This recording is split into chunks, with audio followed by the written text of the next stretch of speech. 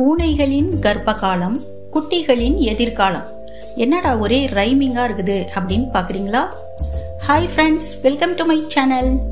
இன்னைக்கு நாம இந்த வீடியோல பூனைகள் கர்ப்பமா இருக்கான்னு எப்படி கண்டுபிடிக்கிறது, அப்படி கர்ப்பமா இருந்தா அதுங்க கிட்ட தெரியும் மாற்றம் என்ன, அதாவது அதனோட பிஹேவியர்ல என்னென்ன சேஞ்சஸ் இருக்கும், அதனோட கர்ப்பகாலம் எத்தனை நாட்கள், அது குட்டி போட்ட பிறகு அதனோட நடவடிக்கைகள் என்ன, அது வருடத்திற்கு எத்தனை முறை குட்டி போடும், அது போடும் அதிகப்படியான குட்டிகளின் எதிர்காலம் சிறக்க நாம என்ன பண்ணணும் அப்படிங்கறத பத்தி இந்த வீடியோல பார்த்தரலாம். வாங்க இப்ப வீடியோக்குள்ள போகலாம்.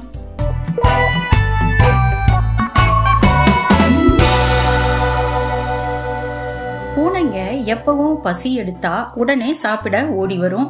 அப்புறம் சிறிது நேரம் சக பூனைங்க கிட்ட சண்டைக்கு போகும், இல்லாட்டினா விளையாடும், அப்புறமா தூங்க போயிரும்.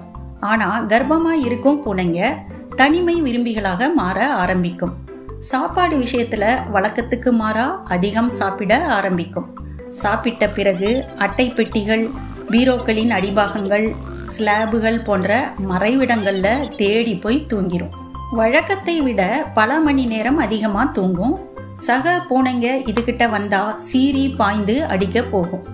அதுங்க கிட்ட சேராது. மனிதர்கள் தூக்குனா கூட அதுக்கு பிடிக்காது, கீழே குதிக்கவே பார்க்கும். இப்படி இதனோட பிஹேவியர் மாற ஆரம்பிச்சா அந்த பெண் பூனை கர்ப்பமா இருக்குன்னு நாம ஓரளவு தெரிஞ்சுக்கலாம். நாட்கள் போக போக அதன் வயிறு பெரிதாகி கொண்டிருக்கும். இதை வச்சு நாம பூனை கர்ப்பமா தான் இருக்குது அப்படின்னு கன்ஃபார்ம் பண்ணிக்கலாம். பூனைகளின் ஜெஸ்டேஷன் எனப்படும் கர்ப்பகாலம் வெறும் 63 to 65 நாட்கள் தான். அதனால குட்டி போட்ட 2 மாசத்திலேயே இவை மீண்டும் கர்ப்பமாக வாய்ப்புள்ளது.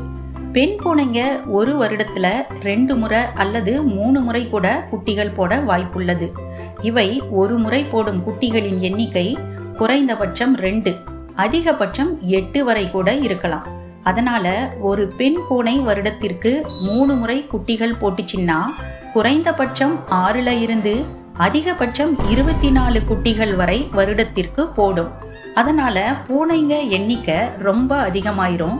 அதனால எல்லா குட்டிகளுக்கும் நல்ல உணவும் வாழ இடமும் கிடைக்காம அவை அதிகம் இறக்க நேரிடுது. இப்ப பூனைங்க குட்டி போடுறப்பவும் போட்ட பிறகும் அதன் நடவடிக்கை எப்படி இருக்கும்னு பார்க்கலாம். பெண் பூனைங்களுக்கு பிரசவ வலி ஏற்படக்குள்ள அது மறைவிடங்கள்ல முதல்ல தேட ஆரம்பிக்கும். மனிதர்கள் அதிகம் நடமாடாத அமைதியான ஒதுக்குப்புறமான இடத்தை தேர்வு செய்து அங்க உட்கார்ந்து கொள்ளும். பிரசவத்தின் போது சத்தமே இல்லாம குட்டி போடும் பூனைகளும் இருக்குது. அதிக சத்தம் போட்டு கத்திக்கொண்டே குட்டிகள் போடும் பூனைகளும் இருக்குது.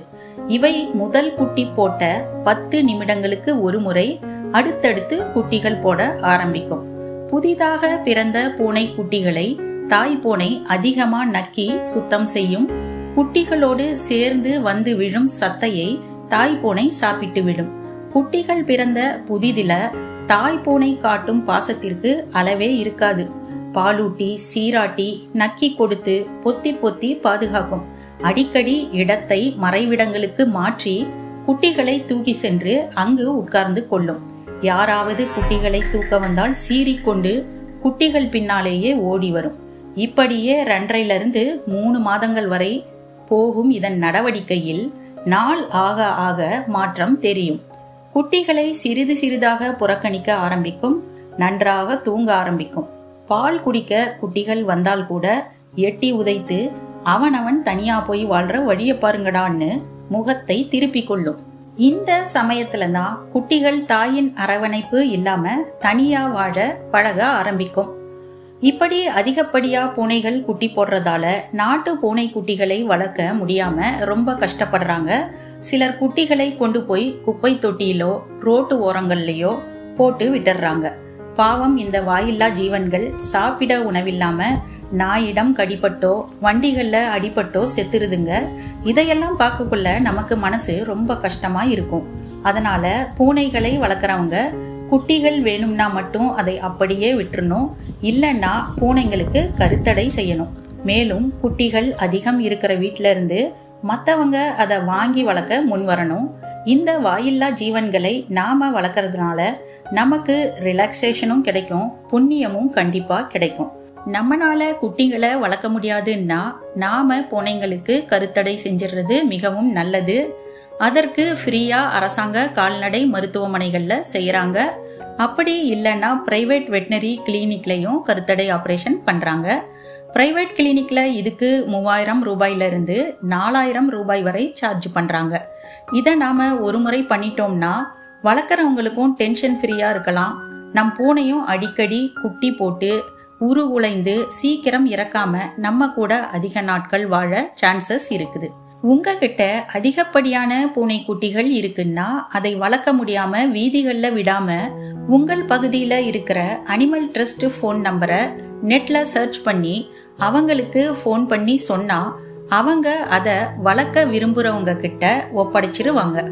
இந்த வீடியோல நாம பூனைகளின் கர்ப்ப காலத்தை பத்தியும் பூனை குட்டிகளின் எதிர்காலம் நல்லா இருக்க நாம செய்ய வேண்டியது பத்தியும் பார்த்தோம். இந்த வீடியோ உங்களுக்கு ரொம்ப யூஸ்ஃபுல்லா இருந்திருக்கும்னு நம்புறேன். அப்படி யூஸ்ஃபுல்லா இருந்துச்சுன்னா லைக் பண்ணுங்க, ஷேர் பண்ணுங்க, கமெண்ட் பண்ணுங்க. சப்ஸ்கிரைப் செய்து கொண்டு சேனலுடன் இணைந்திருங்கள். நன்றி.